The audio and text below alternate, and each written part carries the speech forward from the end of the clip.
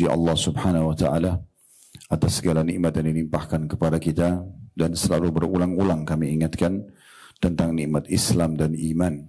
Karena dengan Islam dan iman ini, baik kita lahir di keluarga muslim, kemudian kita berpegang teguh pada Islam itu, dan insya Allah sampai ajal datang nanti dalam kondisi Islam dan iman, ataupun setelah dewasa kita mendapatkan hidayah dan menjadi mu'allaf masuk Islam. Ini sebuah nikmat yang paling besar dalam kehidupan kita, karena dengan Islam dan iman kita diajarkan dan dipandu siapa pencipta alam semesta ini, yang sering kita sebutkan dengan namanya Allah. Lalu kemudian kita mengikuti buku panduannya yang telah diturunkan dari langit sana, Al-Quran, dengan segala macam hukum-hukum dan panduan hidup, serta informasi tentang umat sebelum kita, ataupun nanti di akhir perjalanan kehidupan dunia ini menuju ke akhirat, dan keadaan di akhirat sana semuanya sudah terinci. Dan juga kita dianjurkan agar memahami tujuan hidup kita apa, ya, kemudian juga apa yang boleh dari makanan, minuman, pakaian, pendapatan, pergaulan, dan apa yang tidak boleh. Semua itu adalah nikmat yang sangat besar menjadi seorang muslim. Berapa banyak orang-orang yang tidak mengenal Tuhannya Allah, sehingga akhirnya mereka menyembah sapi, menyembah gunung, batu, pohon, dewa-dewa, bintang-bintang, karena mereka tidak punya panduan hidup. Dan kita sebagai seorang muslim sudah dimanjahkan dan juga dipandu secara langsung kalau Tuhan kalian yang menciptakan alam semesta ini adalah Allah, dan Allah itu telah menurunkan kitab Al-Quran sebagai panduan hidup, telah mengutus utusannya Nabi besar Muhammad sallallahu alaihi wasallam yang dijadikan sebagai suri tauladan, sehingga kita dapat panduan selama hidup di dunia ini, dan juga tahu apa yang akan kita raih nanti di akhirat sana. Selain daripada itu tentu masih banyak nikmat yang lain, dari kesehatan, keturunan, pasangan hidup, kesempatan, dan segala macam hal yang Allah Subhanahu wa taala memerintahkan kita untuk menikmati sekaligus kita syukuri. Dan kalimat syukur hanya dengan mengucapkan alhamdulillah. Oleh karena itu jadilah orang yang selalu mengucapkan kalimat mulia ini. Selanjutnya kita panjatkan salam hormat kita kepada utusan Allah Nabi besar Muhammad sallallahu alaihi wasallam, sebagaimana Allah telah mengucapkan salam hormat kepadanya, sebagaimana Allah juga perintahkan kita orang-orang beriman untuk mengucapkan salam hormat sekaligus untuk membalas jasa 3 tahun dari masa hidup manusia terbaik ini dihabiskan untuk agama kita ini. 13 tahun fase Mekah semuanya dengan hinaan, cacian, puncaknya dari usir dari kampung halamannya Mekah. Dan kita tahu betapa pedihnya orang kalau diusir dari kampung halaman. Kemudian 10 tahun fase Madinah semuanya penyempurnaan agama ini, sehingga akhirnya sampailah kepada kita dan bisa kita jadikan sebagai pegangan hidup kita. Baik Bapak Ibu sekalian, di awal pertemuan kita ini kita kembali mengingatkan kalau kita sedang membedah buku kecil yang ditulis oleh Amir bin Muhammad Al-Mudhari dan diberikan judul 31 tuntunan hidup berkah dan panjang umur ala Rasulullah sallallahu alaihi wasallam. Artinya ada panduan-panduan dan tuntunan khusus menurut penulis, kurang lebih 31 poin, itu akan mendatangkan keberkahan, makna keberkahan, kecukupan dari semua apa yang kita rasakan dari nikmat, dan juga akan mendatangkan panjang umur sesuai dengan panduan Nabi alaihi salatu wassalam. Dan kita akan masuk insyaAllah pada kesempatan ini panduan atau tuntunan yang ketiga, masalah perbaikilah akhlakmu.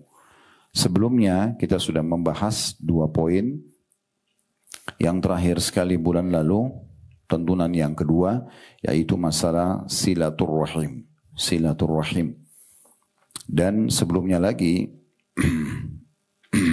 poin nomor 1, yaitu carilah pahala dari Allah dalam setiap amalan yang Anda lakukan. Ini sudah kita jelaskan panjang lebar, 2 pertemuan, masing-masing 1 pertemuan setiap poinnya. Baik Bapak Ibu sekalian, kita akan bicara pada hari ini dan siang ini, semoga Allah berkahi dan ikhlaskan niat tentang masalah akhlak. Akhlak ini ya semua orang secara alami sebenarnya, begitu disebutkan akhlak atau karakter yang baik, mereka bisa faham. Karena Sang Pencipta Allah telah menjadikan di dalam diri kita akhlak yang baik itu sesuatu yang terpuji. Seperti orang senyum, ramah, dermawan, pemaaf, ya. Ini semuanya jujur, amanah, tanggung jawab. Umumnya orang semua suka. Dan juga kalau ada orang yang memiliki akhlak ini pasti akan terpuji di mata manusia. Sebaliknya, rivalnya atau lawannya yaitu akhlak yang buruk. Seperti berbohong, menipu, memukul, mencuri, menggibah, memfitnah. Dan apapun kira-kira yang tidak baik sebenarnya secara alami Allah buat kita pun tidak suka. Kita tidak suka interaksi sama pembohong, kita tidak suka interaksi sama penipu, orang yang suka mengganggu. Mohon maaf. Bahkan yang sederhana saja. Kalau ada orang yang intonasi suaranya lembut, dengan orang yang intonasi suaranya keras saja, itu sudah cukup jiwa kita cenderung kepada orang yang intonasi suaranya lembut misalnya. Atau orang yang cemberutan dengan orang yang murah senyum. Akan beda sekali. Jiwa kita sudah cenderung kepada orang yang murah senyum dan ramah, dan kita tidak suka dengan orang yang emosional misalnya. Nah ini adalah diistilahkan dengan akhlak atau karakter. Perlu Bapak Ibu garis bawahi bahwasanya memang agama ini adalah agama akhlak. Allah Subhanahu wa taala berfirman tentang nabinya Muhammad sallallahu alaihi wa ala alihi wa sahbihi wasallam di dalam surah Al-Qalam ayat 4, wa innaka la'ala khuluqin azim. Hai Muhammad, sesungguhnya kau benar-benar memiliki akhlak atau karakter yang sangat agung. Jadi Allah Subhanahu wa taala memilih dari kalangan manusia para nabi-nabi ini karena salah satu sebabnya mereka memiliki akhlak yang baik, karakter yang baik. Jadi jujur, amanah, tanggung jawab, murah senyum, ya, memaafkan, kemudian jauh dari semua sifat buruk, pembohong, penggunjing, pemfitnah, memukul, ambil hak orang lain dan segala macam hal. Juga Nabi Muhammad sallallahu alaihi wa ala alihi wa sahbihi wasallam bersabda dalam sebuah hadis yang sahih, innama bu'ithtu liutammima makarimal akhlak. Sesungguhnya aku diutus, kata Nabi sallallahu alaihi wasallam, kepada umat manusia ini justru untuk menyempurnakan akhlak-akhlak yang baik. Jadi memang agama ini adalah agama akhlak.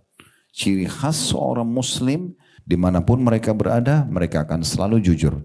Mereka akan selalu murah senyum. Mereka akan selalu dermawan berbagi. Mereka akan selalu pemaaf. Karena itu bagian daripada perintah agama.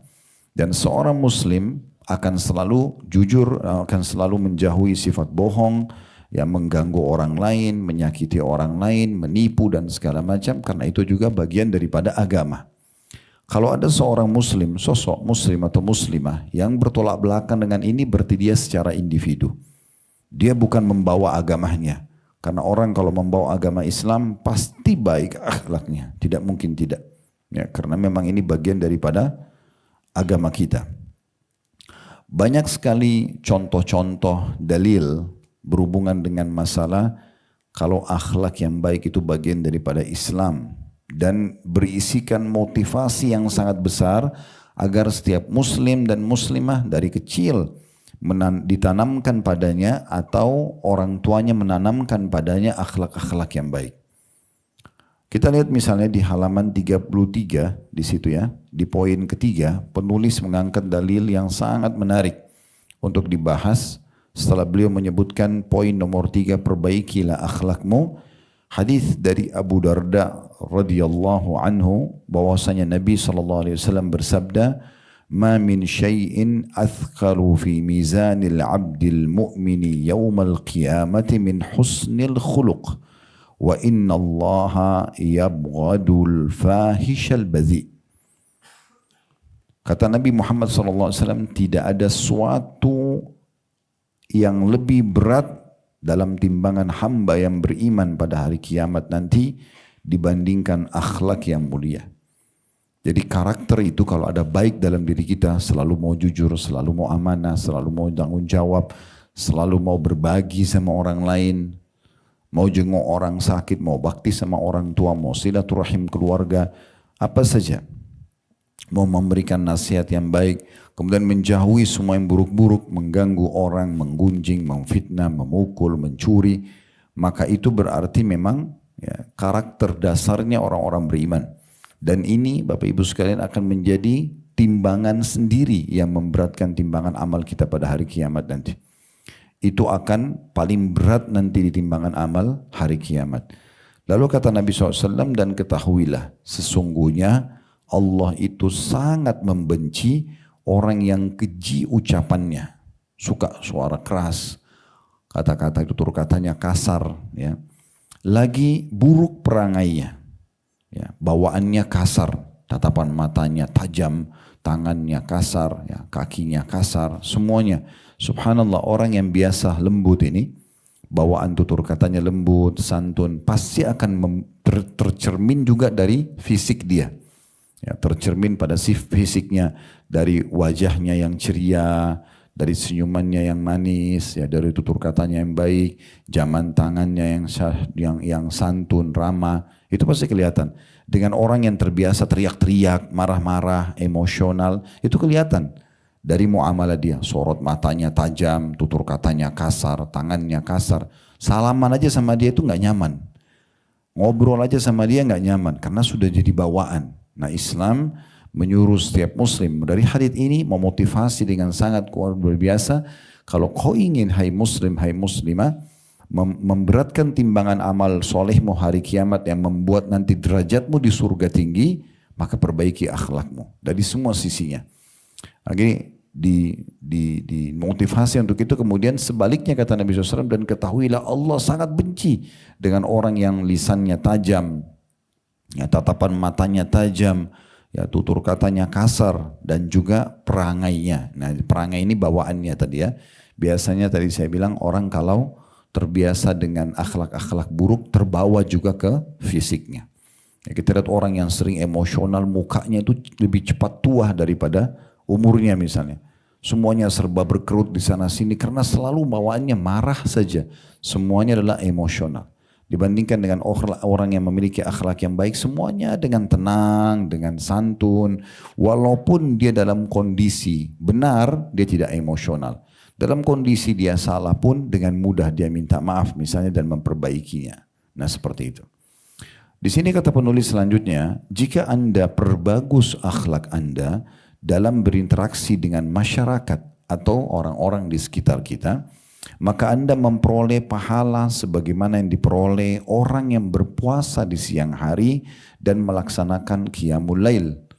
Jadi kalau Bapak Ibu coba memiliki akhlak yang baik, tutur kata yang santun, tatapan matanya syahdu, tadi saya bilang jaman tangannya ramah, suka memaafkan, suka memberi, menasehati, mendahulukan orang lain, semua itu akan dengan sendirinya akhlak-akhlak itu dicatat sama sederajat dengan pahala orang yang puasa setiap hari, orang yang sholat malam setiap malam. Perhatikan sabda Nabi SAW berhubungan dengan itu di dalam hadis yang diriwayatkan oleh Abu Dawud. Innal mu'mina la yudriku bi husni khuluqihi darajatas sha'imil qa'im. Sesungguhnya orang mukmin dengan akhlak mulianya benar-benar akan mendapatkan derajat nanti di surga. Tingkat level tinggi sekali fasilitas yang didapatkan di surga sebagaimana diperoleh oleh orang-orang yang berpuasa lagi sibuk mendirikan qiyamul lail atau sholat malam. Jadi ini luar biasa. Bagaimana dengan akhlak yang baik. Mungkin orang yang murah senyum, orang yang suka berbagi, orang yang jujur, mungkin dia tidak rutin tiap malam sholat tahajud. Mungkin dia tidak Senin Kamis puasa, dia hanya puasa misalnya Ramadan saja. Tapi dengan akhlaknya yang baik, ya, kita nyaman sekali berteman dengan dia karena tatapan matanya tadi yang syahdu, ucapannya yang ramah, jamaan tangannya yang ramah. Maka ini sudah cukup nanti di akhirat dia akan dapat derajat orang-orang yang banyak ibadahnya. Bagaimana kalau seandainya sosok muslim dan muslimah ini menggabungkan semuanya. Sudah akhlaknya baik, ibadahnya bagus. Malah puasanya rutin, sholat malamnya rutin. Ini udah luar biasa. makin sulit untuk digambarkan bagaimana tingginya derajatnya nanti di surga. Nah, jadi kalau kita simpulkan sebenarnya Islam datang memang sebagai agama akhlak dan memerintahkan agar semua pengikut Islam untuk menjadi orang muslim yang baik akhlaknya, yang santun, yang ramah. Ada satu dosen kami di Universitas Islam Madinah dulu pada saat kami sekolah S1 menceritakan satu waktu dia sama istrinya kebetulan berada di Jerman dan waktu itu dia akan menyeberang jalan, ada seorang nenek tua mau menyeberang jalan dan sudah ya di lampu merah biasanya kan ada tombol yang dipencet untuk memberikan kesempatan orang yang jalan. Itu sudah ditekan tombol tersebut, masih aja tidak ada mobil yang berhenti. Dan nenek ini menunggu terus. Sampai akhirnya dosen kami ini mengatakan saya sama istri saya akhirnya mendampingi si nenek tadi untuk menahan mobil-mobil sampai kami menyeberang.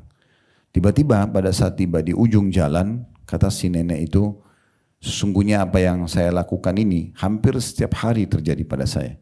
Maksudnya tidak ada mobil yang mau berhenti walaupun sudah jelas lampu yang nyala itu adalah lampu hijau untuk orang jalan kaki, yang lain harus berhenti. Mereka tidak mau sama sekali. Mungkin kalau saya adalah seorang gadis yang seperti dulu, saya masih gadis, masih lincah, masih cantik, belum keriput seperti sekarang, mungkin mobil-mobil itu akan memberikan saya kesempatan untuk jalan. Tapi saya ingin tanya, kalian ini siapa? Kalian tidak kenal saya, kenapa kalian membantu saya untuk menyeberang? Maka kata dosen kami adalah orang muslim yang datang dari Arab Saudi, kebetulan kami bertamu di negeri Anda ini, dan kami tadi melihat bahwasanya Anda butuh untuk dibantu untuk bisa menyeberang jalan, dan kebetulan kami juga ingin menyeberang, dan agama kami memerintahkan itu. Tiba-tiba nenek itu menangis dan mengatakan betapa indahnya agama kalian itu.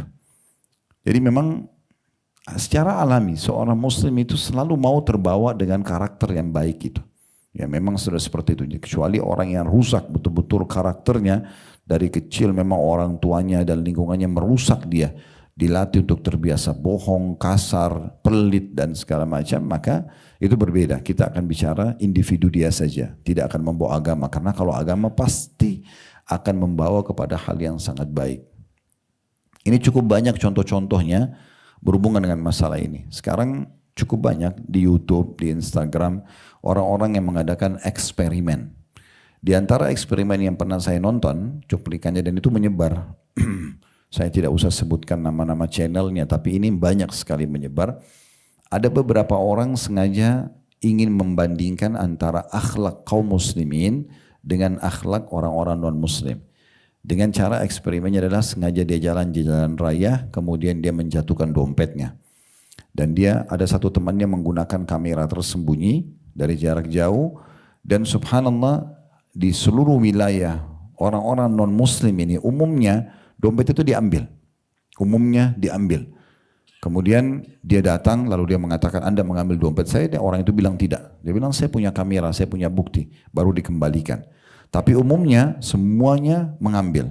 Dan dikagetkan, orang ini kebetulan orang non-muslim. Dia pergi ke Dubai, dia pergi ke Qatar, dia pergi ke beberapa negara Timur Tengah, dan beberapa negara di Asia. Ya, saya lihat cuplikannya, dia lakukan eksperimen yang sama, umumnya mayoritasnya muslimin, itu pasti pada saat dompetnya jatuh malah ditegur. Ini dompet Anda jatuh silakan. Dan 90% mengembalikan dompet itu. Maka ini contoh saja. Kenapa? Karena orang muslim kalau menjalankan agamanya dengan baik, dia tahu dalil yang baru kita bacakan tadi, dengan akhlak yang baik, ya, maka cukup untuk menggapai derajat orang yang sering puasa dan juga sholat malam.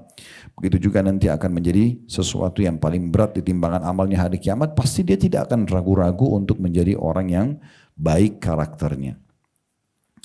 Kemudian yang terakhir ditulis oleh penulis, nanti akan kita tambahkan lebih panjang lebar insya Allah penjelasannya. Kata beliau, tidak seorang pun di antara kita melainkan mencintai Nabi. Ini keutamaan lain yang didapatkan kalau Bapak Ibu punya karakter atau akhlak yang baik. Tidak ada seorang pun di antara kita melainkan berkeinginan menjadi orang yang paling dicintai oleh beliau.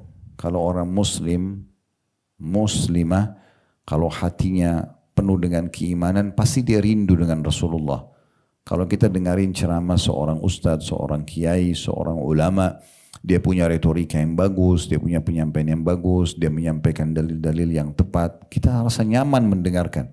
Saya kadang-kadang kalau dengarin ceramah-ceramah para ulama di Timur Tengah misalnya, rasanya nggak mau berhenti mendengarkan ceramah mereka, karena petua-petua mereka itu sangat indah untuk didengar, membuat kita nyaman aja, kita kayak masuk ke alam penyampaian dia. Itu kalau figur manusia biasa. Bagaimana kalau yang kita dengarkan langsung Rasulullah SAW, yang semua sahabat menggambarkan bagaimana akhlak Nabi SAW. Mereka menggambarkan, ya, kami melihat Nabi SAW murah senyum, kami melihat Nabi SAW sangat dermawan, Nabi SAW sangat pemaaf, ya, dan selalu saja menjaga sikap yang baik dengan orang-orang, bahkan menjaga penampilannya, ya, sehingga para sahabat kalau melihat Nabi SAW seperti melihat bulan purnama. Mereka kalau salaman dengan Nabi, mereka menemukan bau wangi yang selalu ada sampai beberapa hari. Nabi SAW tidak pernah menolak siapapun yang datang minta tolong, dengan sekian banyak akhlak yang luar biasa, sebagaimana Allah gambarkan dalam surah Al-Qalam ayat 4 tadi, wa innaka la'ala khuluqin azim. Sesungguhnya engkau wahai Muhammad benar-benar memiliki akhlak yang sangat mulia. Berarti ini memang menandakan Nabi SAW adalah orang yang sangat mulia akhlaknya. Kalau Bapak Ibu ingin bersama Rasulullah, karena di dunia kita nggak bisa, di akhirat ingin bersama beliau, ingin selalu melihat beliau, ingin ngobrol sama beliau, interaksi dan dekat dengan beliau di surga, maka kuncinya punya akhlak yang baik. Itulah yang ditegaskan di sini oleh penulis, tidak ada seorang pun di antara kita melainkan mencintai Nabi. Tidak ada seorang pun di antara kita melainkan berkeinginan menjadi orang yang paling dicintai oleh beliau. Tidak ada seorang pun di antara kita melainkan ingin menjadi orang yang paling dekat majelisnya dengan beliau pada hari kiamat nanti. Dan mengenai sarana untuk menuju hal itu, agar kita dekat dengan Nabi SAW di akhirat, bertetangga dengan beliau, selalu ada di depan beliau, duduk majlis dengan beliau, di akhirat nanti di surga adalah panduannya sabda Nabi SAW. Yang berbunyi, inna min ahabbikum ilayya wa akrabikum minni majlisan yawmal qiyamati ahasinukum akhlaqa. Ketahuilah, kata Nabi SAW, orang yang paling aku cintai di antara kalian dan yang paling dekat nanti majlisnya denganku pada hari kiamat ialah orang yang paling luhur akhlaknya di antara kalian. Berarti dengan akhlak yang baik, selain kita akan mendapatkan derajat yang tinggi di surga, kita juga akan bersama dengan Nabi SAW nanti bermajlis dengan beliau di surga sana. Ini luar biasa, ya. Suatu kelebihan yang luar biasa. Baik, itu tadi apa yang ditulis oleh penulis. Sekarang kita lebih panjang lebar masuk penjelasan tentang masalah akhlak, ya. Di antaranya hadis Nabi SAW dengan sanad hasan. Kalau tadi hadis-hadis yang kita baca di buku, kalau Bapak Ibu mau kembali ke perawi atau siapa yang meriwayatkan hadis, semua ada footnote-nya, ya. Ada angka kecil di sebelah hadis, di bawah ada ditulis hadis riwayat siapa. HR berarti hadis riwayat, di sebelah yang disebutkan Tirmidzi, Abu Dawud, Ibnu Majah dan seterusnya. Nah, sekarang yang saya sampaikan ini adalah tambahannya. Ada sebuah hadis diriwayatkan Abu Dawud dan Ibnu Majah dan hadis ini hasan. Kata Nabi SAW, akmalul mu'minina imana ahsanuhum khuluqa. Orang mukmin yang paling sempurna imannya, yang paling sempurna imannya kepada Allah, hatinya penuh dengan keimanan semua, adalah orang yang paling baik akhlaknya di antara kalian. Apa artinya? Tidak bisa bersatu Bapak Ibu sekalian antara iman dengan akhlak yang buruk. Gak bisa. Ini seperti minyak sama air. Harusnya setelah hadir majelis ilmu seperti ini, lebih banyak memahami tentang hukum agama, hati kita lebih lunak, penuh dengan keimanan dan akhirnya membentuk karakter yang baik. Berarti iman itu akan selalu relevan dengan akhlak yang baik. Makin bagus imannya, berarti makin baik akhlaknya. Makin santun, makin ramah, makin dermawan, makin jujur, makin amanah dan seterusnya. Dan makin jauh dari semua yang buruk-buruk. Walaupun dia dilihat oleh orang atau tidak, tetap aja dia tidak bohong, tetap aja tidak mengganggu orang, tetap aja segala macam hal-hal yang buruk dijauhi. Nah seperti itu. Dan kata Nabi SAW dalam lanjutan hadis setelah mengatakan orang mukmin yang paling sempurna imannya adalah yang paling baik akhlaknya. Kemudian beliau mengatakan, wa khiyarukum khiyarukum li ahli wa ana khiyarukum li ahli. Ketahuilah, tolok ukur seseorang itu paling baik akhlaknya justru yang paling baik pada pasangannya. Dan aku adalah orang yang paling baik dengan pasangannya. Jadi kalau mau tahu akhlak orang itu, maka yang dinilai tanya pasangannya. Seorang laki-laki tanya istrinya. Bagaimana sebenarnya si laki-laki ini? Bisa saja di luar dia menjaga wibawa, tapi sama istri sama anaknya justru kasar dan tidak baik. Begitu juga sebaliknya. Bagaimana bisa menilai akhlak seorang wanita? Tanya suaminya, tetangga bantalnya. Ya, orang yang sudah berbaur sampai bisa terjadi atau terhalalkan interaksi biologis di antara mereka. Orang yang paling kenal adalah pasangan hidup. Kalau pasangannya mengatakan baik akhlaknya, selesai. Walaupun satu dunia mengatakan dia tidak baik. Makanya pernah para sahabat mendatangi rumah Nabi SAW, kemudian beliau berkata, mereka menanyakan kepada Aisyah, para sahabat ridwanullah alaihim, bagaimana akhlak Nabi SAW? Kaifa kana khuluqun Nabi SAW? Maka Aisyah karena sulitnya menggambarkan kebaikan akhlak Nabi, beliau cuma mengatakan, kana khuluquhul Qur'an. Kalau kalian mau tahu akhlak Nabi, Nabi itu seperti Al-Quran yang berjalan. Mulia sekali. Mulia sekali. Nabi SAW luar biasa. Dengarkan bagaimana Anas ibn Malik, pembantu Nabi. Ini Anas ibn Malik, ibunya bernama Ummu Sulaim. Waktu Nabi SAW hijrah ke Madinah, maka Ummu Sulaim ini saking cintanya sama Nabi, sama agama ini, dia bawa anaknya yang bernama Anas. Dia mengatakan, ya Rasulullah, ini Anas, anak saya, biarin jadi pembantu Anda. Supaya dia sekaligus belajar. Maka Anas menjadi pembantu Nabi selama 10 tahun. Dari umur 9 tahun sampai umur 19 tahun. Sampai Nabi meninggal. Maka dia mengatakan dalam hadis Bukhari, kata Anas, saya menjadi pembantu 10 tahun di rumah Nabi SAW. Selama 10 tahun belum pernah saya menemukan satu kali pun Nabi SAW berkata kasar kepada para istrinya ataupun pembantu-pembantunya. Gak pernah. Bahkan Nabi tidak pernah mengatakan kepada saya, wahai Anas, kenapa kau kerjakan ini, kenapa kau tidak kerjakan itu. Anas bin Malik menceritakan, ini contoh orang yang kadang-kadang bermuamalah dengan pembantu rumah tangganya, dengan supirnya, dengan kasar. Nabi SAW mengajarkan kepada kita akhlak yang baik. Satu waktu kata Anas bin Malik, Nabi SAW memerintahkan saya untuk membelikan hajat beliau di pasar di Madinah. Keluar dari rumah Nabi, lewat pelataran masjid, karena rumah Nabi sama masjid bersebelahan. Maka saya menemukan ada anak-anak yang sebaya dengan saya, umurnya mirip. Maka pada saat itu saya pun lupa hajat Nabi, kemudian saya bermain dengan mereka. Lupa, anak kecil. Karena waktu itu umurnya antara 10 sampai 11 tahun. Waktu awal-awal dia bekerja dengan Nabi dari umur 9 sampai 19 tahun. Kurang lebih di umur 10-11 tahun dia pernah disuruh oleh Nabi SAW, lalu dia lupa. Kata Anas bin Malik, waktu saya lagi asyik bermain sama teman-teman yang sebaya dengan saya di pelataran masjid, tiba-tiba saya mendengarkan ada panggilan dari belakang saya yang mengatakan, ya Unais. Perlu ibu-ibu dan bapak sekalian tahu, kalau orang Arab itu ingin memanggil seseorang dengan panggilan sayang, mereka menggunakan satu retorika namanya ismu tasghir, nama yang dikecilkan. Anas jadi Unais, gitu kan.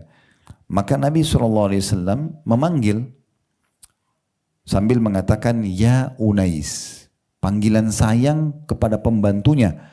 Padahal pembantunya ini lagi lalai meninggalkan tugas yang ditugaskan gitu. Dia mengatakan wahai Unais. Lalu kata Anas, saya pun balik dan melihat, saya kaget ternyata Nabi, oh iya saya lagi disuruh gitu. Maka Nabi SAW sambil senyum dan mengatakan, tidakkah engkau menyelesaikan dulu perintahku baru engkau bermain. Cukup begitu saja. Anas tidak merasa dihardik, dia pun menyelesaikan pekerjaannya, kemudian kembali lagi. Ya, ini contoh saja bagaimana muamalah Nabi alaihi salatu wassalam. Dia atau beliau tidak mau memecahkan permasalahan dengan emosional, tidak mau memecahkan permasalahan dengan tutur kata yang kasar. Karena memang akhlak yang buruk ini, Bapak Ibu sekalian, luar biasa efeknya. Contoh misal, kita jujur 10 tahun. Di tahun ke-11 kita bohong sekali. Kira-kira yang orang nilai, jujur kita 10 tahun atau bohong kita yang sekali? Coba, berarti kan akhlak buruk itu bahaya banget. Karena satu kali, bukan satu hari ya, sekali kita bohong di tahun ke-11, 10 tahun jujur kita yang selalu kita jaga hilang semua. 10 tahun kita dermawan, suka berbagi. Tahun ke-11 kita tidak memberi sekali. Yang mana orang nilai? Tidak memberinya kan? Orang lupain karakter yang baik kita. Jadi menjaga akhlak yang baik itu luar biasa. Dan akhlak yang buruk yang dilarang dalam Islam itu berefek luar biasa terhadap penilaian orang kepada kita. Oleh karena itu, kita tujuannya duduk belajar seperti ini Bapak Ibu sekalian. Ini sering kami sampaikan di setiap majelis kami. Kita kalau duduk seperti sekarang berarti kita sedang bicara sekarang ke depan. Kita nggak bicara yang lalu. Kalau ada, insya Allah tidak ada. Ada orang yang mungkin dulu masa lalunya pernah bohong, pernah kasar, pernah ganggu orang, suka gosip, suka fitnah. Oke, sekarang berhenti. Selesai. Oh, ternyata akhlak yang baik itu bagian daripada agama Islam ya, bagian daripada akidah agama kita, bagian daripada yang mendatangkan cinta Allah, mendatangkan derajat yang tinggi di surga, ya, kemudian bersama Rasulullah SAW nanti di akhirat. Dan orang yang paling sempurna imannya adalah orang yang paling baik akhlaknya, maka kita berubah. Ubah, tidak ada kata terlambat. Bagaimana setelah hadir di majelis ilmu seperti ini, mulai sekarang ke depannya, semua karakter kita adalah yang baik-baik. Tidak ada kata terlambat. Tidak usah bilang, saya sudah terlanjur dulunya itu suka kasar sama suami saya atau sama istri saya. Dia sudah tahu saya begitu, sudahlah saya nggak usah berubah. Jangan. Tujuan majelis ilmu mempelajari wahyu Allah, mempelajari sunnah Nabi SAW, kemudian diterapkan. Itulah efek majelis ilmu. Kita taubat dan meninggalkan apa-apa yang buruk yang pernah merupakan karakter kita atau perbuatan kita, ya, atau kebiasaan kita menjadi sesuatu yang baik. Itu efek daripada majelis ilmu. Oleh karena itu kita bicara hari ini ke depan. Mulai sekarang jadi istri yang paling santun dengan suaminya. Jadi suami yang paling penyayang dengan istrinya. Jadi orang tua yang paling pelindung, ya, pada anak-anaknya. Jadi anak-anak yang paling santun dan ramah dengan orang tuanya. Jadi tetangga yang paling baik dengan tetangganya. Jadi guru yang paling baik dengan muridnya. Jadi murid yang paling santun dengan gurunya. Jadi partner bisnis yang paling jujur dengan partner bisnisnya. Dan seterusnya. Buat suasana bagaimana, ya, orang-orang di sekitar kita merasa nyaman berinteraksi dengan kita karena akhlak yang baik. Sampai para sahabat itu mereka merindukan untuk bisa melihat saja Nabi. Karena luar biasa akhlak yang beliau contohkan. Luar biasa akhlak yang beliau contohkan. Bagaimana Nabi SAW pernah dalam satu majlis beliau, ini salah satu contoh akhlak saja. Tidak pernah mau menolak orang yang minta. Jadi kalau ada Bapak Ibu hadir di sini, kalau ada orang minta masih punya perhitungan, udahlah, untuk apa saya kasih, toh saya sudah kasih dia kemarin, saya sudah kasih dia minggu lalu, saya sudah pernah bantu tahun lalu. Ini perlu diperbaiki. Ini akhlaknya kurang baik. Puncak daripada kedermawanan seseorang justru tidak pernah menolak siapapun yang minta, walaupun berulang-ulang. Pertanyaan sederhana, kita kalau membantu orang yang sama dengan kita bantu orang yang baru, bedanya apa? Gak ada bedanya. Sama-sama intinya bersedekah. Kalau ada orang yang rutin minta bantuan sama kita, berarti Allah mudahkan kita untuk punya kantong sedekah. Jangan ikuti bisikan syaitan untuk menilai, ini kan orang sudah saya bantu, seakan-akan bisa mencari orang lain. Mungkin orang ini pada saat kita sudah bantu, itu adalah amal terakhir kita, mungkin kita meninggal setelahnya. Kenapa enggak maksimalin aja? Apalagi kalau punya hubungan kerabat dengan kita. Seringkali Allah Subhanahu wa ta'ala datangkan ujian di saat kita punya hajat yang kita sampaikan kepada Allah. Justru dengan datangnya ujian-ujian seperti ini, kita minta disembuhin penyakit, kita minta dimudahin urusan misalnya sama Allah, maka Allah datangkan ada satu kerabat yang minta bantuan. Kalau kita bantu ini, yang sana selesai. Tapi kadang-kadang kita malah dibisikin oleh syaitan. Ini orang gak tahu diri, saya udah susah malah minta bantuan. Saya lagi butuh ini, malah dia minta bantuan. Loh, justru ini kuncinya. Kalau orang berbagi di sini, maka yang sana akan goal dan selesai. Sebenarnya begitu. Makanya Nabi SAW contohkan, Bapak Ibu sekalian, salah satu contoh akhlak yang baik, beliau tidak pernah menolak orang lain yang minta, sehingga tidak ada celah orang menilai negatif kepada beliau. Satu waktu beliau lagi duduk dalam majlisnya di masjid, dan ada orang yang membawakan beliau banyak sekali kurma, berkeranjang-keranjang, banyak sekali. Baru dipetik, ranum sekali buahnya. Maka pada saat itu, Nabi SAW belum menikmati satu butir pun. Ada orang yang datang minta. Maka Nabi SAW kasih. Dan Nabi SAW ini orangnya dermawan sekali. Bukan dikasih 2-3 butir, satu keranjang dikasih. Pergi orang itu. Datang orang kedua, dikasih lagi. Sampai sekian banyak keranjang kurma itu habis semua dibagikan. Ternyata setelah dibagikan semuanya, Nabi SAW belum nikmatin. Ada satu orang datang, kemudian masih minta. Nabi SAW terlihat dari raut wajah beliau sedih karena nggak punya apa-apa lagi untuk kasih. Beliau juga tidak mau minta kepada para sahabatnya untuk ayo kasih saya supaya saya kasih mereka. Karena beliau sudah memang tidak membuka pintu mengemis ya, minta. Maka Umar bin Khattab radhiyallahu anhu yang merupakan sahabat Nabi sekaligus mertua Nabi, beliau melihat raut wajah Nabi sedih, beliau mengatakan, ya Rasulullah, Allah tidak bebankan Anda di atas kemampuan Anda. Tadi Anda sudah bantu banyak sekali orang, sampai habis semua kurma yang Anda miliki. Kenapa sekarang harus bersedih? Karena tidak bisa bantu satu orang. Nabi SAW tetap diam, enggak menanggapi Umar. Di sebelah Umar ada Ali bin Abi Thalib, sepupu Nabi sekaligus juga anak mantu Nabi. Dan nanti di akhir hidup Umar, Umar akan menjadi anak mantunya Ali karena menikah dengan Ummu Kalthum, anaknya Ali radhiyallahu anhu majma'in. Yang jelas Ali mengorek kantongnya karena melihat Nabi seperti masih berharap mau bantu orang itu. Dikorek, ternyata ditemukan ada 3 dirham, sedikit uang. Maka Ali mengatakan, ya Rasulullah, ini masih ada 3 dirham, silakan Anda kasih siapa saja yang Anda inginkan. Maka tiba-tiba wajah Nabi senyum, ceria sekali. Lalu beliau bersabda dengan sabda beliau yang masyhur, bihadza umirtu, begini aku diperintahkan. Begini aku diperintahkan, pokoknya selama mampu kasih orang lain. Bapak Ibu pernah dengar enggak hadis Bukhari tentang seorang ibu yang sangat miskin, Allah masukkan ke dalam surga hanya karena mendahulukan anaknya makan.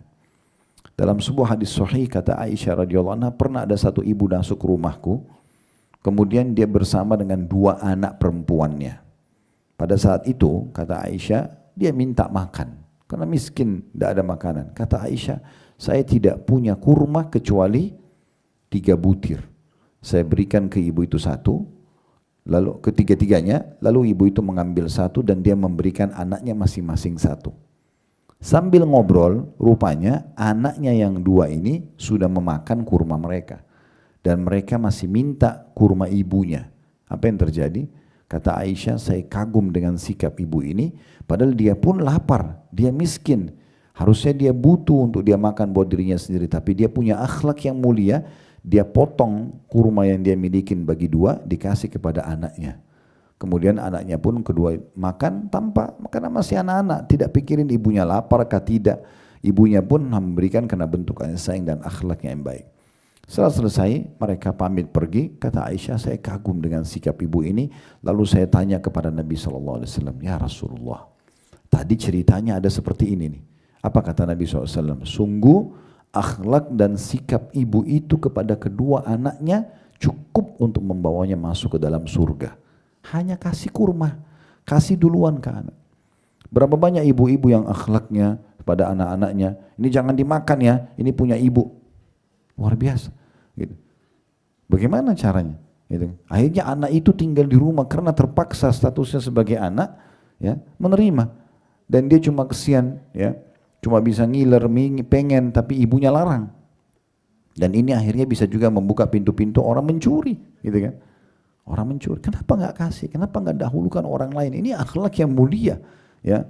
Akhlak yang mulia, dan ini akan menjadi timbangan yang berat pada hari kiamat nanti. Muamalah dengan anak, muamalah dengan suami. Berapa banyak ibu yang sibuk untuk dirinya makan, suaminya datang makanan sudah tidak ada.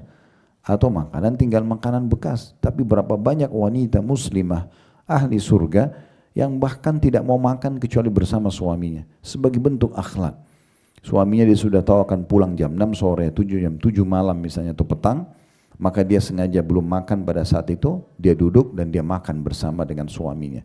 Bahkan kalau perlu dia hidangkan dulu buat suaminya, setelah suaminya selesai makan baru dia makan. Ini luar biasa akhlaknya. Itu sudah cukup untuk dicatat sebagai amal saleh buat dia. Amal saleh buat dia. Nah ini poin penting. Begitu juga pernah Bapak Ibu sekalian disebutkan oleh seorang sahabat. Sahabat ini berkata dalam hadis Bukhari Muslim, ya Rasulullah, di kota Madinah ini ada satu perempuan, akhlaknya baik sekali, ramah, santun, pemaaf, suka memberi, padahal dia orang miskin. Maka kata Nabi SAW, maksudnya dia sedikit ibadah, tapi orangnya baik sekali akhlaknya. Kata Nabi SAW, sungguh dia termasuk ahli surga. Lalu kata sahabat ini, ya Rasulullah, dan di Madinah ini ada satu wanita tidak pernah ketinggalan puasa sunnah, tidak pernah ketinggalan sholat tahajud, tapi lisannya menyakitkan, kasar kalau ngomong, tidak baik akhlaknya. Kata Nabi SAW, la khaira fiha hiya finnar, tidak ada kebaikan pada wanita itu dan dia termasuk penghuni neraka. Walaupun tiap malam sholat tahajud, walaupun selalu saja ya, puasa di siang hari, Senin Kamis, Ayyamul Bid, tapi setiap ketemu orang lari karena lisannya tajam sekali. Suka menyakiti orang. Kata Nabi SAW, tidak ada kebaikan pada wanita itu. Termasuk ahli neraka. Yang pertama tadi, biasa saja sebenarnya ibadahnya. Mungkin tidak rutin Senin Kamisnya, tidak rutin sholat malamnya, tapi baik sekali akhlaknya. Maka ini luar biasa. Cukup untuk membawa mereka ke dalam surga. Kita harus bersyukur Bapak Ibu sekalian, kita dilahirkan di negeri yang tercinta ini. Semoga Allah jaga persatuan, kesatuan kita, kemerdekaan kita, dan juga Allah jaga. Secara umum kita terkenal memiliki akhlak yang baik. Secara umum itu biasanya kami dengarkan di musim haji. Biasanya para petugas tentara, polisi yang ditugaskan oleh pemerintah Saudi atau orang-orang yang ada di sana, mereka sering memuji, oh kalau orang Indonesia baik-baik menurut mereka. Mungkin masih banyak yang kurang dari kita, tetapi ada penilaian umum orang dibandingkan orang dari Afrika yang suka kasar, dibandingkan orang ya dari beberapa negara yang susah sekali untuk diatur, gitu kan. Maka ini berarti memiliki hal yang baik, tinggal bagaimana kita jaga itu. Ada satu pengusaha dari Aljazair, Algeria ya, datang ke Jakarta. Saya dikenalkan oleh seseorang. Dia rupanya punya rintun untuk dimasukkan ke perusahaan-perusahaan handphone, ya, RBT biasa ya. Jadi kalau nada panggil terus keluar apa ya, ada tilawah Al-Quran, ada potongan ceramah. Kami pun punya ada itu ya di beberapa provider ini. Yang jelas dia datang, kemudian saya kenalan lah. Pertama kali dia dari Afrika datang ke Indonesia. Itu dia luar biasa, dia membahas saya. Yang satu hal yang saya tidak bisa menilai, mendapatkan di negeri saya, bagaimana ada kesantunan orang-orang Indonesia, dia ngomong gitu. Saya coba tanya, seperti apa maksudnya kesantunan? Dia ambil contoh, dia bilang, kalau di Jakarta begitu luar biasa macetnya, ya orang kebanyakan lebih bersabar, tidak banyak yang klakson. Mungkin kalau di negara saya ini sudah klakson semuanya, macet sedikit saja. Walaupun mungkin dia belum tahu kalau ini sudah jadi kebiasaan kita di Indonesia. Jakarta terutama memang macet tiap hari, jadi ngambek pun nggak mungkin ada manfaatnya. Tapi orang bisa menilai itu sebuah karakter yang baik. Memang saya waktu hidup di Madinah, di kota Rasulullah SAW itu kalau mungkin karena mereka tidak biasa macet ya, sedikit aja macet, udah klaksonnya luar biasa gitu. Mengagetkan memang. Kemudian juga ada satu orang yang di kantor, saya minta tolong bantuin bawa beliau mau kemana saja diantar gitu. Dan setiap kali kalau ngomong sama tamu ini tidak melihat ke wajahnya, kebetulan posisi beliau sebagai driver, maka dia cerita sama saya, ini dari mana mereka dapatkan akhlak ini? Santun sekali kalau ngomong segala macam. Biasanya orang kalau supir-supir itu kasar kalau ngomong dan segala macam. Dan contoh-contoh dalam hal ini banyak sekali. Ini tentu bukan buat kita membanggakan diri atau kita riak, tidak. Tapi ada satu hal yang baik dari penilaian internasional kita ambil di musim haji buat orang, buat kita itu sangat bagus itu. Tinggal kita bagaimana pertahankan gitu ya. Orang Indonesia katanya kalau disuruh antri, mereka mau antri. Walaupun sebenarnya mulutnya gerutu juga. Ya. Tetapi masih mau diatur dibandingkan dengan orang-orang Afrika. Nah ini satu hal yang sangat baik yang harusnya kita bisa pertahankan. Baik, kita akan masuk ke pendapat para ulama tentang masalah akhlak yang baik. Seperti apa sih mereka menggambarkan akhlak yang baik itu? Imam Hasan Basri rahimahullah, salah satu ulama tabi'in berkata, husnul khuluq al-karamu wal-badlatu wal-ihtimalu. Artinya akhlak yang baik adalah ramah. Itu nomor satu yang beliau nilai, ramah sekali. Kalau bertutur kata itu santun, ramah ya. Kemudian diikuti keramahan dalam bertutur kata itu dengan badlah, itu kedermawanan, suka memberi, suka mendahulukan orang lain. Kemudian wal-ihtimal, menahan emosi. Mohon maaf. Ini adalah penyampaian Hasan Basri tentang akhlak itu sendiri. Yaitu sekali lagi al-karamu artinya ramah, kemudian badlah wal badlah artinya dermawan, suka memberi, wal ihtimal artinya menahan emosi. Asy-Syu'bi, salah satu ulama yang lain, mereka atau beliau memberikan gambaran tentang akhlak al-badlatu wal-atiyatu wal-bishrul hasan wa kana asy-Syu'bi kadzalik.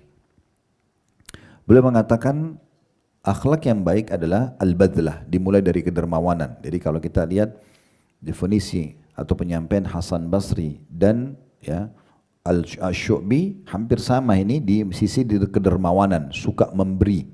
Artinya kalau ada orang di antara kita masih perhitungan, kalau mau memberi, berbagi di jalan Allah, berarti itu masih jauh dari akhlak yang baik. Ya. Jadi suka memberi, dan ingat puncak daripada kedermawanan pemberian adalah tidak pernah menolak siapapun yang dia orang minta dia kasih, kecuali dalam satu keadaan kita tahu orang itu akan melakukan apa yang kita berikan kemaksiatan kepada Allah, baru kita tidak beri. Misalnya dia pakai mabuk, judi dan segala macam. Tapi kalau selain daripada itu kita selalu memberi. Maka kata Asy-Syu'bi al-badlah, khuluqul hasan, akhlak yang baik adalah yang pertama kedermawanan. Kemudian wal-atiyah, suka memberi. Sebenarnya al-badlah wal-atiyah ini mirip ya. Cuma al-badlah itu dermawan secara umum, kemudian al-atiyah artinya suka memberi sesuatu yang lebih. Jadi kalau misalnya ada orang minta segelas air, dia mungkin menyiapin satu teko, ya. Nah itu diistilahkan dengan atiyah. Ada satu ulama, sedikit saya sisipin cerita di sini, nanti kita kembali ke lanjutannya. Syekh bin Baz rahimahullah, seorang ulama mufti Saudi yang beliau sudah meninggal. Beliau subhanallah diuji sama Allah, matanya buta tapi karena ilmunya yang luas menjadi muftinya Saudi. Yang jelas Syekh bin Baz rahimahullah ini pernah didatangi oleh seseorang yang minta bantuan sama beliau. Minta bantuan. Dan waktu ditanya, kau butuh berapa? Syekh bin Baz ini terkenal orangnya sangat dermawan ya. Maka dia bilang saya butuh 2.000 real. 2.000 real. 2.000 real kalau kali 4.500 sekarang 9 jutaan. Lumayan, cukup besar sebenarnya. Maka Syekh bin Baz menyuruh sekretarisnya, karena beliau buta, tuliskan, dicek buat orang ini 2.000 real. Nah biasanya kan ditulis hurufnya 2.000, angkanya 2.000 real, 2 0-nya 3, kemudian ditulis dalam bentuk huruf kan 2.000 real. Subhanallah, orang yang minta bantuan ini, waktu dia menuju ke bank untuk mencairkan 2.000 real, syaitan bisikin dia ingin melakukan kecurangan. Apa yang dia lakukan? Dia ambil pulpen, 2.000 real itu ditambah 1 nol. Berarti jadi berapa? 20.000. Kalau 2.000 real itu 9 juta. Kalau 20.000 itu 90 juta. Tapi kuasa Allah, orang yang jahat ini, orang menipu biasanya, dia ada saja celah yang dia tidak sadar kalau itu kebongkar nantinya. Dia tambah 1 0, tapi dia nggak ubah tulisan di bawahnya, kan ada 2.000 real. Harusnya kan 20.000 real gitu kan. Dibawalah ke bank, orang banknya kenal Syekh bin Baz. Karena ini mufti Saudi, ulama besar, kalau kita seperti ketua MUI-nya ya. Kemudian kepala banknya telepon kepada Syekh bin Baz, Syekh ada kejadian begini, apakah Anda benar mengirim cek dengan angka 2.000 atau 20.000? Kata Syekhnya 2.000. Kata dia, orang yang bawa ini sepertinya dia curang, dia menambahkan 1 0, jadi ada 20.000. Di bawahnya tetap tertulis 2.000. Kata Syekh bin Baz, baik, tunggu saya datang. Kira-kira apa yang di benak Anda, Bapak Ibu sekalian? Apa yang kira-kira Syekh bin Baz akan lakukan? Orang ini mau curang nih. Udah dibantu, ini bantunya bukan kecil, 2.000 real 9 juta. Orang biasa bantu mungkin 100 real, 50 real gitu kan. Ya 100.000, 200.000 itu umum orang bantu. Tapi ini sudah dikasih 2.000 real 9 juta, dia masih ubah untuk dapat 90 juta. Kan ini berarti dia mau nipu, mau ngambil uangnya Syekh bin Baz dari rekening itu, kalaupun berhasil dia ambil. Apa yang terjadi Bapak Ibu sekalian? Apakah Syekh bin Baz mungkin seperti yang kita bayangkan? Marah sama orang itu, penjarakan, laporkan dia. Subhanallah, Syekh bin Baz datang, dia tidak tegur orang itu, dia minta ceknya tadi, kemudian dimusnahkan, dirobek, dikeluarin cek baru, ditulis 20.000 real. Dikasih betul 20.000 real. Lalu dia bilang sama sekretarisnya, kita belum tahu kebutuhan saudara kita ini. Mungkin dia butuh 20.000 real, diganti 20.000 real dikasih, lalu dia pergi. Dia nggak marahin orang tersebut, apa. Coba, ini luar biasa tingkat kedermawanan yang susah untuk digambarkan, gitu ya. Nah itu diistilahkan dengan atiyah. Kalau ada orang mau memberi lebih daripada kebutuhan, ya, orang hanya minta sepiring nasi, kita siapin dengan lauknya, kita siapin dengan air putih, dengan jusnya kita bungkusin, itu semua namanya atiyah. Ya, ini masuk dalam akhlak yang baik, ya, suka memberi, tapi memang lebih daripada kebutuhan atau di atas kebutuhan itu. Jadi contoh misalnya yang lain supaya jelas, misal Bapak Ibu punya tetangga datang, atau ada orang datang ke depan rumah kita minta, orang miskin. Kalau orang yang biasa-biasa saja standar, ya udah dia kasih saja. Bu, Pak, tolong bantu saya, baik ini 100.000, pergilah orang tersebut. Ini masih biasa, standar sekali. Bagaimana kira-kira kalau kita mau bicara definisi al-atiyah tadi? Orang yang suka memberi lebih, maka dia mengambil data orang itu. Ibu tinggal di mana? Oh tinggal di sini. Dia coba ikut, dia lihat rumahnya, dia lihat kondisinya. Oh ternyata rumahnya ini tinggal di pinggir kali, cuma pakai kain atau terpal. Oke, dia coba carikan tempat, dia berikan tempat yang layak. Kemudian anak-anaknya disekolahkan misalnya. Kemudian dia memenuhi kebutuhan, mesti kesehatan, misalnya sakit. Nah itu yang namanya atiyah. Orang yang datang memang menyelesaikan perkara seseorang sampai orang itu sudah tidak tahu lagi harus bilang apa karena kebaikan kita. Nah seperti itu yang dimaksud. Ini yang Asy-Syu'bi mengatakan. Jadi akhlak yang baik adalah al-badlah, sifat dermawan secara umum, dan atiyah, suka memberi dan melampaui batas dalam masalah ini. Memang lebih daripada kebutuhan orang tersebut, ya. Bahkan dijadikan orang-orang yang tidak mampu ini sebagai kantong pahala buat dia. Kemudian dia mengatakan wal bishrul hasan, dan kegembiraan, ya, pada orang lain, atau memberi kegembiraan pada orang lain, menggembirakan orang lain, menyenangkan hati orang lain. Ini bagian daripada akhlak. Kata Nabi SAW dalam hadis yang sahih, sesungguhnya amal yang paling Allah cintai adalah memasukkan kegembiraan dalam hati seorang muslim. Nah ini amal yang luar biasa. Ini bagian daripada akhlak. Jadi menggembirakan suami, menggembirakan istri, menggembirakan anak, orang tua, mertua, ipar, saudara, kerabat, tetangga, siapa saja. Semuanya kita buat gembira, maka itu adalah amal yang paling Allah cintai. Bahkan kata Nabi SAW, la tahkiranna minal ma'rufi syai'a, jangan pernah kalian hitung-hitung amal walaupun itu kecil, selalu kerjakan.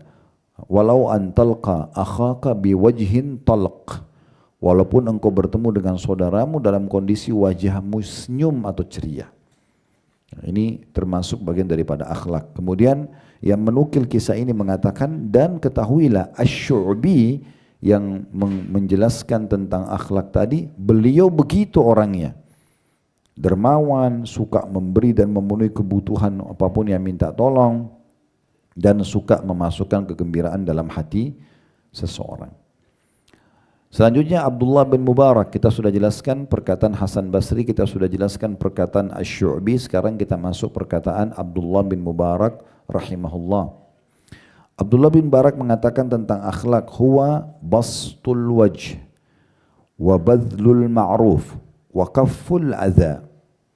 Akhlak yang baik adalah, beliau mengatakan, bermuka manis, suka senyum, ramah, ya. Semua orang kalau lihat ke wajahnya itu merasa nyaman, ya, karena memang jauh dari sifat emosional, ya. Kemudian gemar dalam melakukan kebaikan, badlul ma'ruf, suka tampil, ya, bukan untuk riya, ya, tapi selalu di depan dalam melakukan kebaikan. Ada ajakan untuk donasi, dia yang paling pertama. Ada ajakan untuk gotong royong, dia yang paling pertama. Ada ajakan untuk jenguk orang sakit, dia yang paling pertama. Pokoknya dia selalu ada di depan. Nah, itu namanya badl ma'ruf. Kemudian yang ketiga, waqaful adza, dan menahan diri dari menyakiti orang lain. Nah, ini berarti bagian daripada akhlak menurut, ya, Abdullah bin Mubarak rahimahullah. Bastul wajh, murah senyum, mukanya manis, ya. Sama siapa saja, mau orang kaya, mau orang miskin, semua sama, bagi dia selalu saja baik. Kemudian badlul ma'ruf, ya, suka sekali melakukan kebaikan-kebaikan dan selalu berada terdepan dalam melakukan kebaikan tersebut. Kemudian kaful adza, juga menahan diri dari menyakiti orang lain. Menyakiti orang lain. Jadi semua bisikan syaitan yang membuat kita mau ganggu orang, berhenti, nggak ada. Semua yang bisa menyenangkan orang, oke. Nah, seperti itu. Kita tinggal kontrol diri saja supaya tidak terganggu dengan bisikan-bisikan syaitan. Imam Ahmad rahimahullah, ini ulama yang keempat yang kita nukil, mengatakan tentang akhlak, husnul khuluq alla taghdaba wala takhtad, ya, atau wala tahtad. Beliau mengatakan akhlak yang baik adalah jangan engkau marah dan jangan cepat naik darah. Emosional, Imam Ahmad mengatakan. Jadi kalau ada orang yang emosional, berarti sudah jauh dari akhlak. Ya. Kalau orang bisa mengontrol dirinya dari emosi, maka itu berarti orang ini memiliki akhlak. Ya. Bahkan kita dianjurkan dalam Al-Quran, dalam surah Al-Furqan, Allah menggambarkan tentang ciri hamba-hamba Allah yang disayangi oleh Allah. Ibadur Rahman adalah wa idza khatabahumul jahiluna qalu salama. Mereka kalau diajak ngomong, diajak bertengkar dengan orang bodoh, mereka mengatakan salama. Ya udah terserah kamu aja. Kalau sudah ada yang ajak bertengkar, tinggalin aja. Enggak usah layani. Ya, kalau orang mau bicara baik-baik, oke, kita layani. Nah, seperti itu. Jadi beliau mengatakan akhlak itu, Imam Ahmad mengatakan tolok ukur sederhananya adalah engkau tidak emosional. Tidak cepat naik darah, ya. Tahtad itu naik darah. Kemudian beliau mengatakan juga husnul khuluq an tahtamila ma yakunu minan nas. Dan termasuk akhlak yang baik adalah kamu bisa menahan amarah di hadapan orang. Jadi Imam Ahmad sebenarnya berkisar di masalah emosional. Karena emosi ini memang Bapak Ibu sekalian merusak semuanya. Raut wajah kita jadi berubah. Tutur kata kita jadi kasar, mata kita jadi melotot. Sikap kita semua jadi tidak teratur, tidak ada manajemennya. Orang emosi itu tidak ada lagi manajemen dalam semua hal. Ya, tidak bisa termanage sudah, lisannya, matanya, tangannya, kakinya, udah nggak bisa lagi terkontrol. Idenya semuanya buyar. Makanya Nabi SAW mengatakan, la taghdab walakal jannah. Jangan kau emosional, pasti kau akan masuk surga. Itu kata Nabi SAW. Ringkasnya begitu. Udah baik-baik aja. Orang mau emosi terserah, kita nggak usah ikut emosian. Ya. Apakah berarti orang tidak boleh marah Ustaz? Boleh. Nabi SAW marah kalau ada orang melanggar hukum Allah. Raut wajah beliau berubah. Tapi dalam keseharian, enggak. Kalau hanya kena masalah teknis-teknis saja, enggak usah emosional. Sampai pernah ada sahabat mengatakan, ya Rasulullah, berapa kali kami harus maafkan pegawai kami? Kata Nabi SAW, maafkan walaupun sampai 70 kali. Selama dia mau memperbaiki, dan itu adalah bukan masalah pelanggaran agama yang fatal, kenapa tidak? Kalau hanya masalah teknis, ajarin, pandu dan segala macam. Imam Syafi'i rahimahullah pernah punya seorang murid, Bapak Ibu sekalian, suka maaf ini, saya cuma kasih gambaran waktu itu ya, bukan karena ibu dan bapak yang duduk di belakang, tapi murid Imam Syafi'i ini suka duduk di belakang sendiri, karena dia tahu diri kalau dia sulit sekali menangkap pelajaran. Imam Syafi'i tahu itu, Imam Syafi'i jelasin materinya, udah selesai, Imam Syafi'i datangin dia setelah bubar semuanya, lalu menjelaskan kembali semua ceramahnya. Orang itu mengatakan, wahai imam, tidak usah anda lakukan ini, memang saya begini, orangnya lamban fahamnya.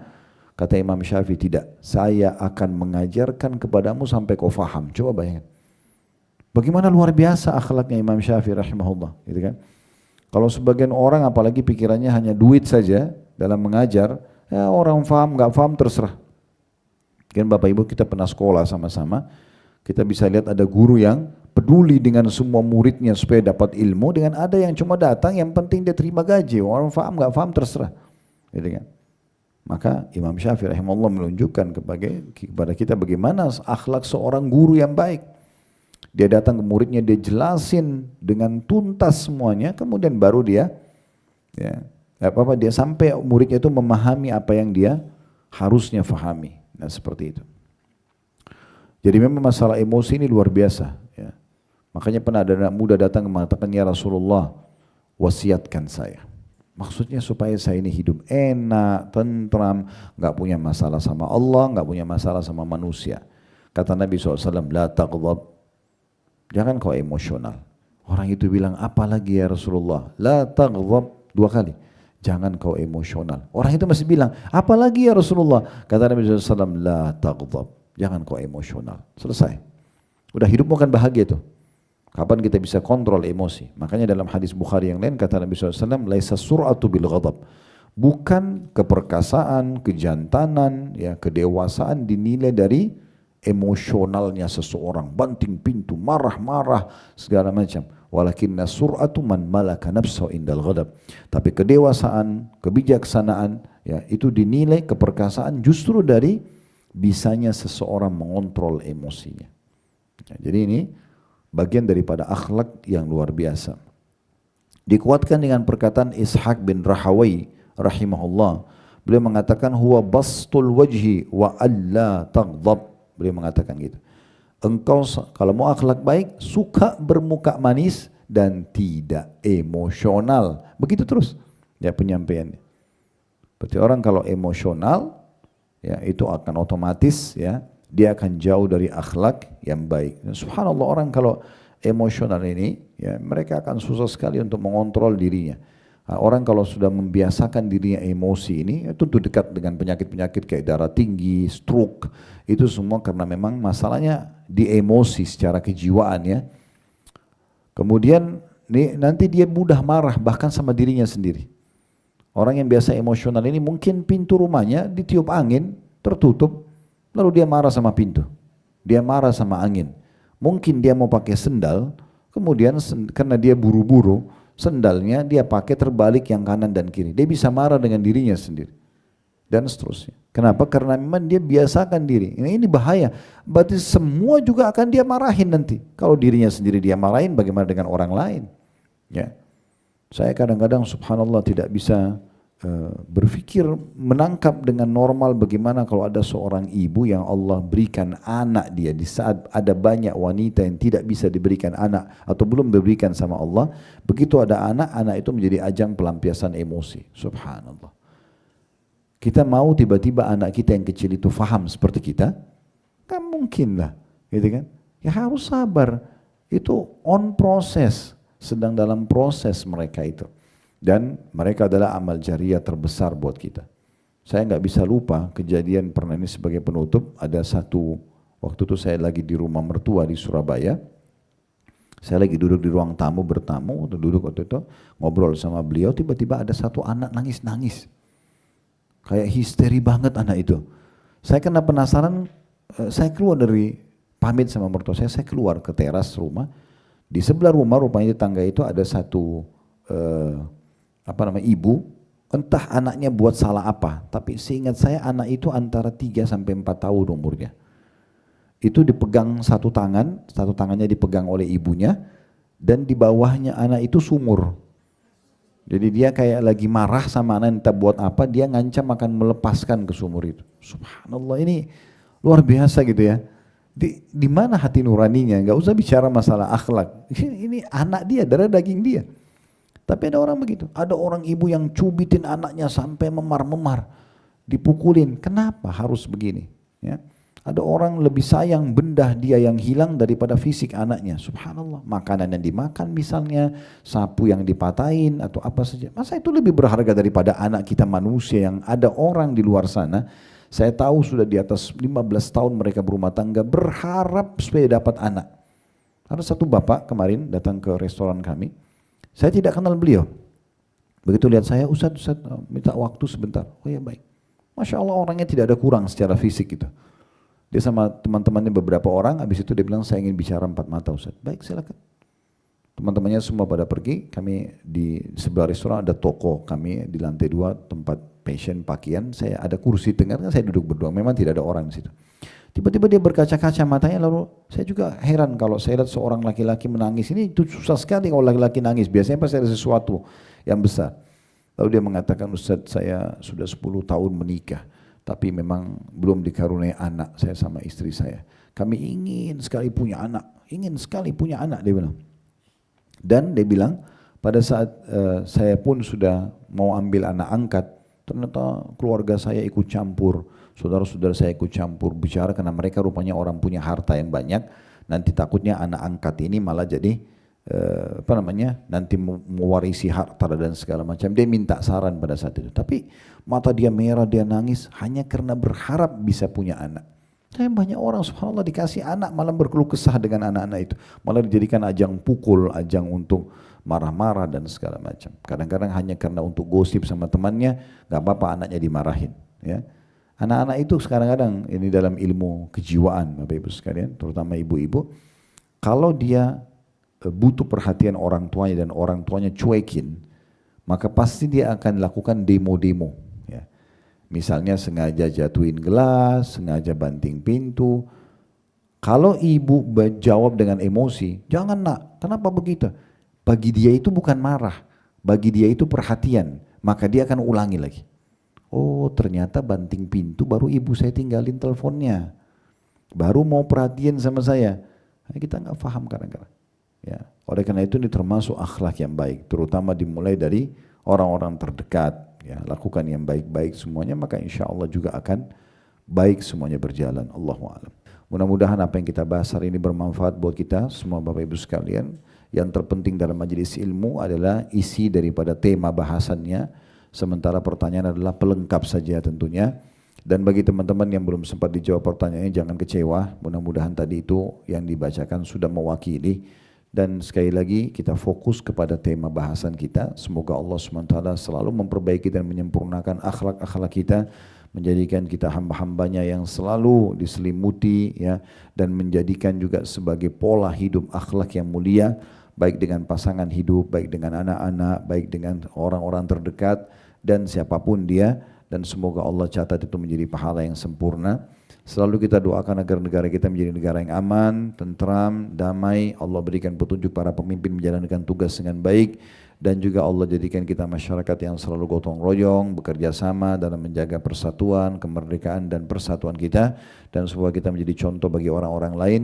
Selalu kita doakan saudara-saudara kita di Palestina, terutama di Gaza. Di hari ini mereka sudah masuk di musim dingin dan karena banyaknya saluran-saluran air yang tertutup, akhirnya banjir di perkemahan mereka pun banjir.